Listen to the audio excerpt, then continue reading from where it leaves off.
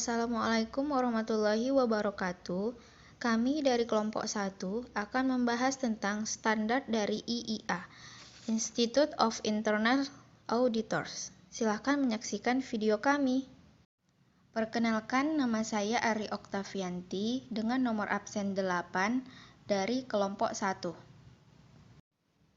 IIA atau The Institute of Internal Auditors adalah audit internal profesi yang diakui paling banyak oleh advokat, pendidik, penyedia standar, pedoman, dan sertifikasi.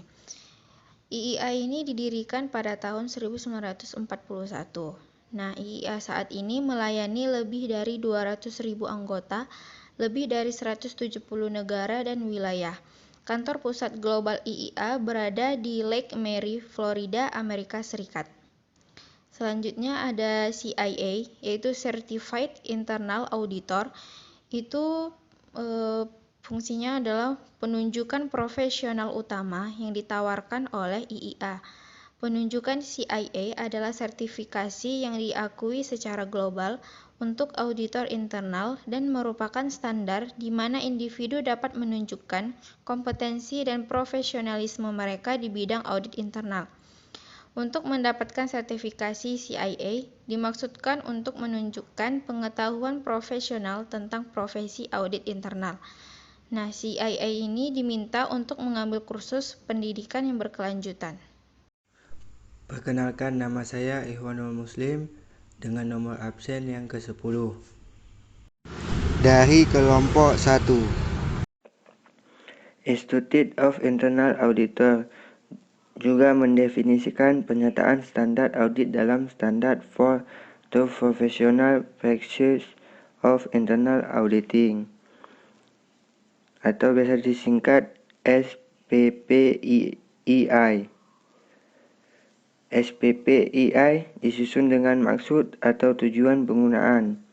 Yang pertama, untuk menjelaskan atau menggambarkan asas-asas dasar seperti apa yang seharusnya mengenai internal audit itu. 2. Mengembangkan dasar-dasar bagi pengukuran kinerja audit internal. 3. Memberikan kerangka dasar untuk performing and promoting a broader range of value added tentang hal-hal yang dapat dilakukan internal audit. 4. Membantu untuk mendorong peningkatan proses dan operasional organisasi. Perkenalkan, nama saya Fani Yusniarni dengan nomor absen nomor 2 dari kelompok 1. Adapun standar yang mandatori diimplementasikan per 1 Januari 2002 adalah berisi pokok-pokok sebagai berikut. Ada atribut standar yang pada 1100 menjelaskan purpose, authority, dan responsibility tentang tujuan, otoritas, dan tanggung jawab auditor intern harus dinyatakan dalam anggaran dasar, konsisten dengan standar dan disetujui oleh direksi.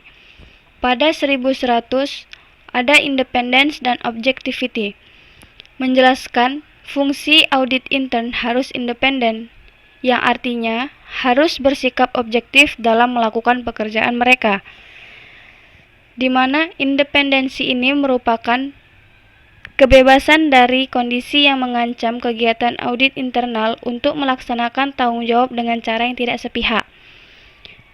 Kemudian, adapun objektivitas merupakan sikap mental yang memungkinkan auditor intern sedemikian rupa sehingga mereka percaya pada produk pekerjaan mereka. Selanjutnya, di 1200 ada proficiency and professional care, menjelaskan kegiatan audit harus dilakukan dengan keterampilan, kecakapan, atau kemahiran dan kehati-hatian profesional.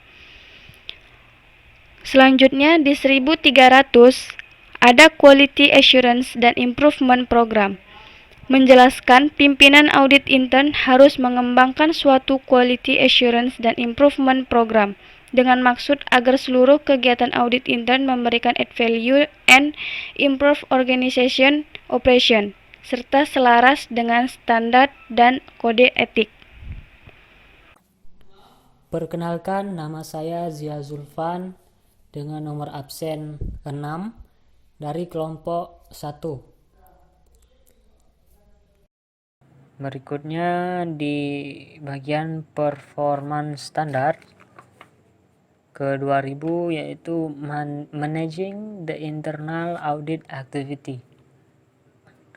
Nah, di sini pimpinan fungsi audit intern hendaknya dapat mengelola unitnya secara efektif sehingga benar-benar berfungsi, yaitu seperti adds value to the organization. Di 2100 itu ada nature of work.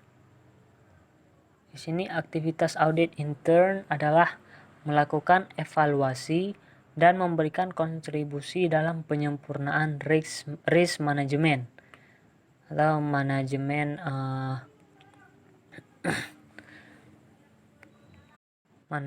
resiko, harus kontrol dan good governance system. Di 2200 itu ada engagement planning. Di sini audit intern harus mengembangkan dan mengelola suatu perencanaan yang baik dalam menjalankan tugasnya. Berikutnya ada 2300 performing the engagement. Audit intern harus mengidentifikasi, menganalisa, mengevaluasi dan mencatat informasi dan bukti-bukti secara cukup agar dapat mencapai tujuan penugasan auditnya. Perkenalkan, nama saya Maya Sari Amini dengan nomor absen 4 dari kelompok 1. 2400 Communicating Result. Communicating Result merupakan suatu audit intern harus mengkomunikasikan hasil penugasan auditnya secara cepat dan tepat. 2500 Monitoring Progress. Monitoring Progress merupakan suatu pimpinan audit intern harus mengembangkan sistem pemantauan realisasi dari rekomendasi audit dan mengkomunikasikan kepada manajemen.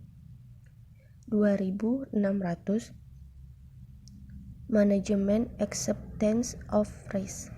Pimpinan audit intern harus mendiskusikan jika terdapat perbedaan pendapat tentang suatu resiko yang menurut manajemen resiko itu dapat diterima, padahal fungsi audit intern menganggap bahwa resiko tersebut berpotensi merugikan organisasi, maka hal itu harus dibicarakan dengan Dewan Komisaris.